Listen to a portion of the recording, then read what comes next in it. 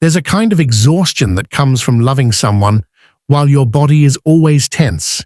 Not because anything is obviously wrong, but because you're always watching the room, measuring your tone, choosing your words carefully, wondering how something small might land. And over time, love starts to feel less like connection and more like emotional vigilance. Maybe you've noticed how your shoulders tighten before certain conversations, how you pause before saying what you actually feel, not because you don't know it, but because you're not sure it's safe to express it.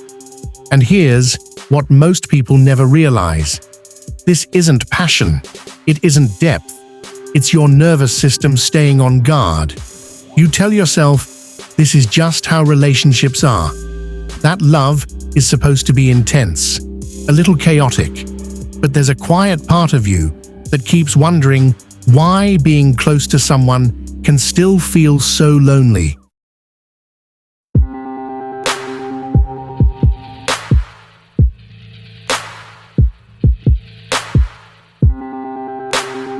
Most people think relationships last because of passion, because of chemistry, because of how strongly two people feel about each other.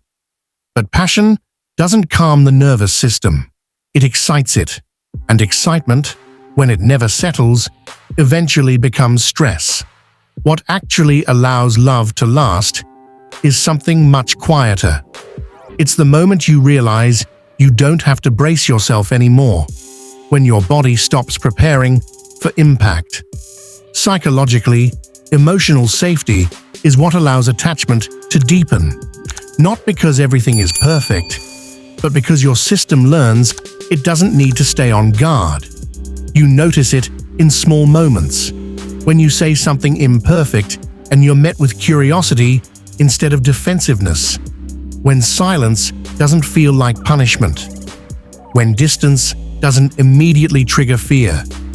There's a subtle relief in those moments, a soft exhale.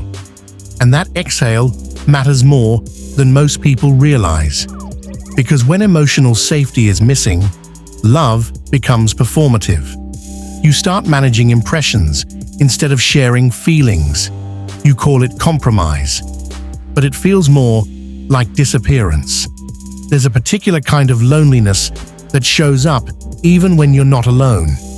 It happens in the middle of a conversation, when words are being exchanged, when everything sounds calm on the surface. But inside, something quietly pulls away, not because you weren't heard, but because you weren't met. Maybe you've been in conversations where you explained yourself carefully. You chose your words, you stayed reasonable, you didn't raise your voice, and yet, when it was over, you felt smaller, not angry, not dramatic, just unseen. You weren't looking for agreement. You weren't trying to be right. You just wanted the feeling to land somewhere safe. Most people think understanding comes from explanation, from logic, from getting the details right. But emotionally, something very different is happening. The nervous system doesn't calm down because a situation makes sense. It calms down because it feels recognized. That's why you can understand someone's logic and still feel disconnected from them.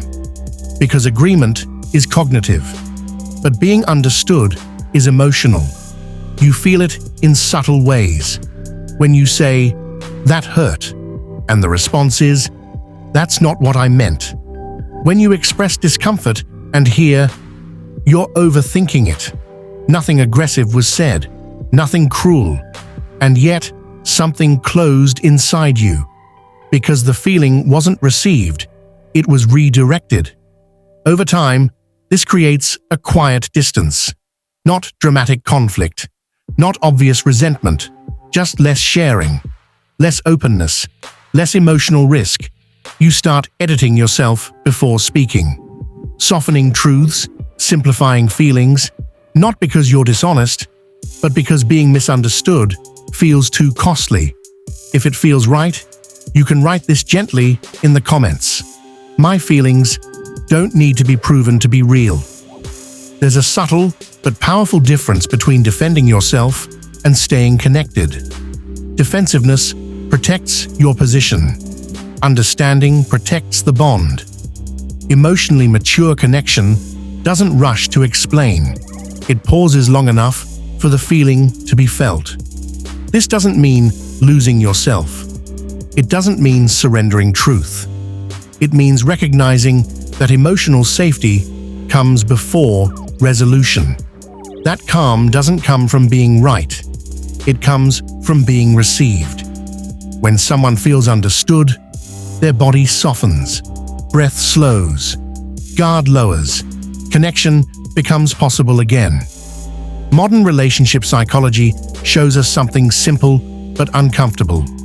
The nervous system doesn't bond through intensity alone. It bonds through predictability, through repair, through emotional responsiveness. Not grand gestures, just steady presence. That's why some relationships feel electric but burn out quickly, and others feel calm, almost unfamiliar at first, but quietly endure. There's often a moment when people misinterpret this calm. They think something is missing. They wonder why the anxiety is gone, why the highs aren't as high. What they don't realize is that their body is finally resting, and rest is what allows love to stay. If it feels right, you can write this gently in the comments. I am allowed to feel safe in love. Not as a declaration, just a reminder. There's a difference between peace and boredom, between calm connection and emotional numbness. But many people confuse them because chaos once felt like passion. Emotional maturity doesn't feel loud. It doesn't spike your adrenaline. It doesn't keep you guessing. It feels steady. It feels like being able to bring your whole self into the room without rehearsing first. Like knowing that disagreement won't turn into withdrawal. That honesty won't cost you connection.